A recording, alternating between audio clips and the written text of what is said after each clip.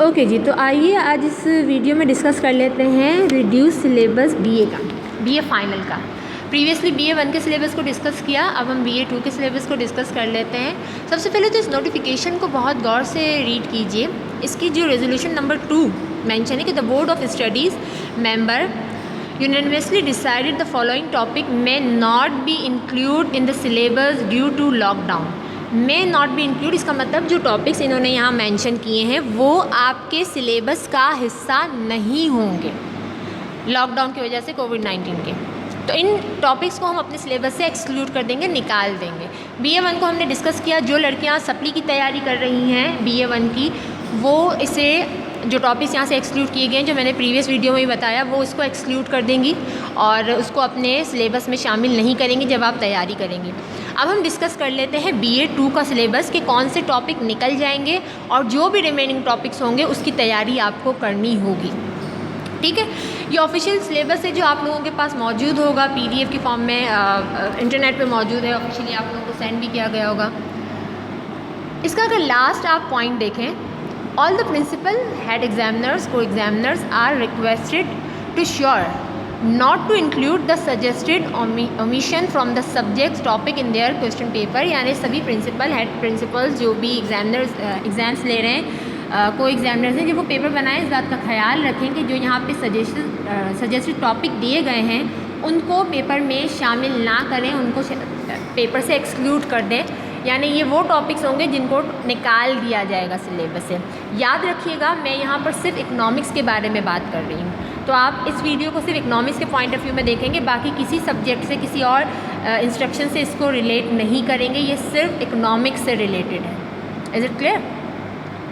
आइए बीए 1 का हम डिस्कस कर चुके, प्रीवियसली बीए 2 को डिस्कस कर लेते हैं। जैसे कि यहाँ पर आपके सामने दो सेक्शन बने हुए हैं। 1 from the course of economic theory BA part 1, 2 from the course of Pakistan economy money and banking and international trade BA part 2। यहाँ पे टॉपिक्स भी दिए हुए हैं, लेकिन आगे जो पिक्चर है उसमें ज़रा जूम है तो वहाँ से देखने में हमें और आसानी होगी। तो आइए बीए 2 के टॉपिक्स देते हैं जो कि एक्सक्लूड हो गए, निकल गए। तो second, from the courses of Pakistan economy money banking and international trade. यहाँ से जो टॉपिक निकाल दिए गए हैं बीए के लिए वो पहले देखते हैं। तो पहला जो टॉपिक इन्होंने निकाला है वो सेक्शन A2 इकोनॉमिक डेवलपमेंट। यहाँ से जो टॉपिक इन्होंने निकाला है वो है elementary theories of economic development. अब जब एलिमेंट्री थ्योरीज की बात आती है तो आपको याद होगा आपने बैलेंस ग्रोथ थ्योरी की है, अनबैलेंस ग्रोथ थ्योरी की है।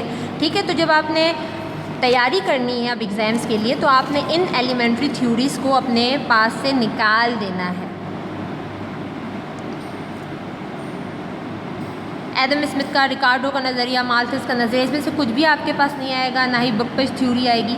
आपको इन थ्योरीज़ को निकाल देना है क्योंकि ये इकोनॉमिक डेवलपमेंट की वो थ्योरीज़ हैं जो हमने डिस्कस की थी, खासकर मुतवाज़न और गैर मुतवाज़न अफजाइश का नज़रिया। ठीक है, सबसे पहली चीज़ ये।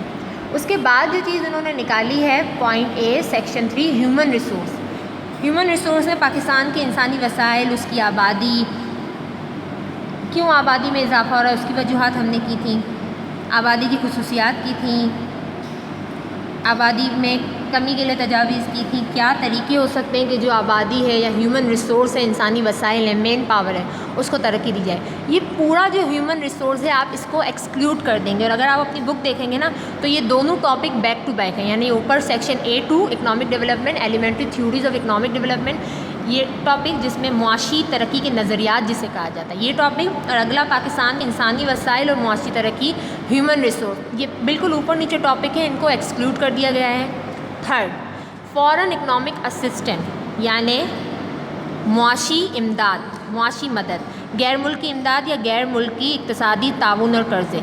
तो foreign economic aid and loan या असिस्टेंट जिसे कहते हैं उसे एक्सक्लूड कर दिया गया है। इसमें क्या किया गया था, इसमें गैर मुल्की इमदाद को डिस्कस किया गया था, उसकी टाइप्स को डिस्कस किया गया था, क्या फ़ायदे और नुकसान हैं गैर मुल्की इमदाद के, इसे डिस्कस किया गया था। इसे निकाल दिया गया यानी एक्सक्लूड कर दिया गया। तो ये तीसरा टॉपिक हुआ जिसे एक्सक्लूड कर दिया गया है।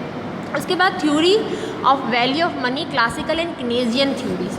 तो कुछ मनी थ्योरीज़ आपने की थी, इसमें आपने ज़र का नज़रिया किया था, उसको एक्सक्लूड कर दिया गया है। ठीक है,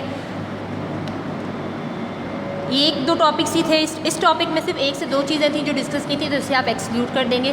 खासकर जो मनी को लेके आपने नज़रिया किया था फिशर का, वो सब आप इसमें निकाल देंगे। स्पेशलाइज्ड क्रेडिट इंस्टीट्यूशन, यानी आप इसमें कैपिटल मार्केट को एक्सक्लूड कर देंगे।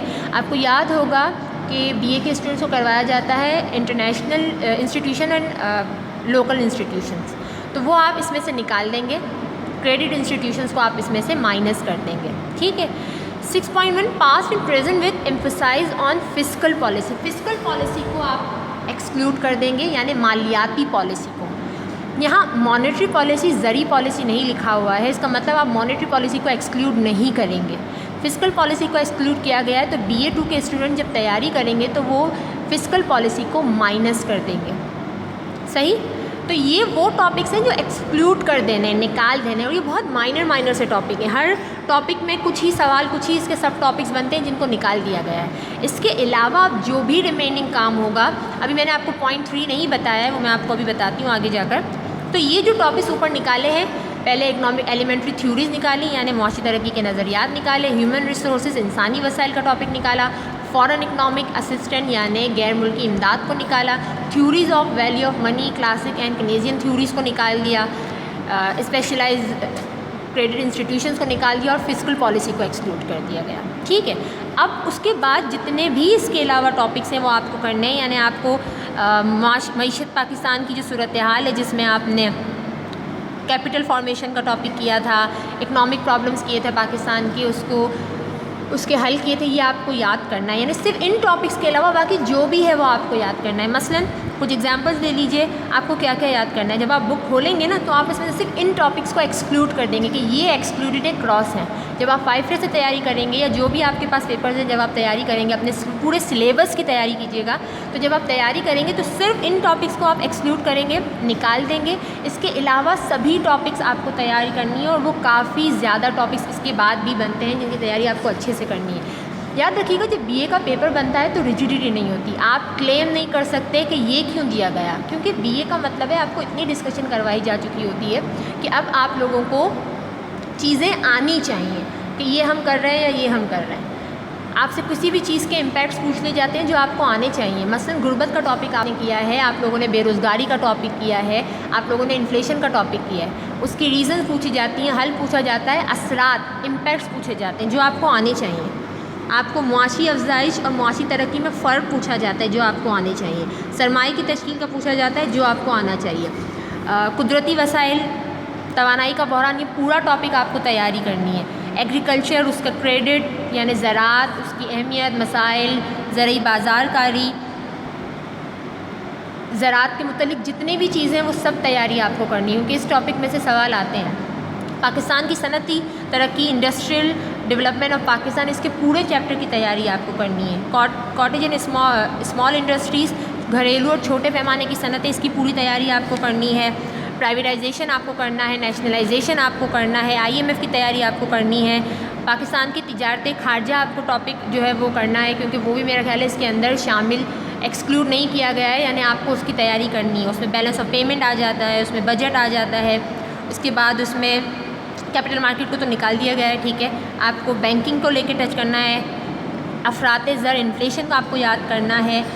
मालियाती पॉलिसी आपने पूरी की थी, जिसमें टैक्सेस को आपने डिस्कस किया था, वफाकी हुकूमत के अखराजात यानी फेडरल गवर्नमेंट के जितने भी रेवेन्यू के सोर्सेज हैं, जितने भी एक्सपेंडिचर्स हैं, उनको डिस्कस किया था। इकनॉमिक प्लानिंग आपने डिस्कस किया था, आपको इकनॉमिक प्लानिंग को डिस्कस करना है, यानी ये पूरी चीज़ें आपको डिस्कस करनी है, इनकी तैयारी करनी है। तो अपनी किताब खोलें, जो एक्सक्लूड है उसको एक्सक्लूड कर दें, बाकी पूरे सिलेबस जो कि आपको याद भी है, उसकी बहुत अच्छी तैयारी भी है, उसको रिवीजन करें और अच्छे से उसको देखें।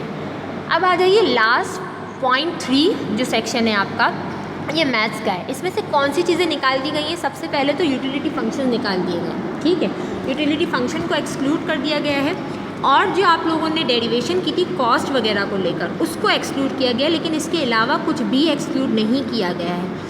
कुछ भी से मेरी मुराद ये है कि बहुत से टॉपिक्स आपको करने हैं जिसमें लिमिट्स मौजूद हैं, लिमिट का टॉपिक आपको करना है, ठीक है। इसके अलावा आपने पार्शियल डेरिवेशन की है, सक्सेसिव डेरिवेशन की है, वो सारे टॉपिक आपको करने हैं।